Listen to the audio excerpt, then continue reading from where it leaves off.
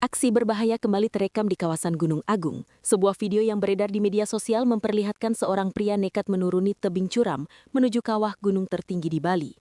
Tangkapan layar atas aksinya beredar luas hingga memicu kekhawatiran warganet serta pegiat pendakian. Dalam video yang viral, pria itu terlihat menuruni lereng curam dengan hanya bermodal penerangan dari senter. Ia tampak sangat berhati-hati mengingat jalur yang dilewati dinilai terjal dan berbahaya. Hingga kini, belum ada informasi pasti mengenai tujuan pendaki tersebut nekat turun ke kawah.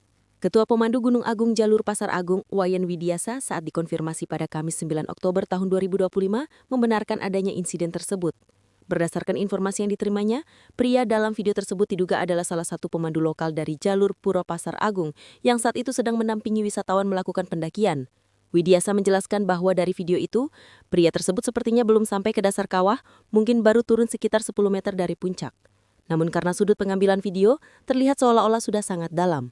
Ia juga mengungkapkan bahwa aksi tersebut kemungkinan dilakukan untuk mengambil sebuah ponsel yang terjatuh. Namun ia belum bisa memastikan milik siapa ponsel itu. Disampaikan bahwa informasi seperti itu sedang ditelusuri lebih lanjut.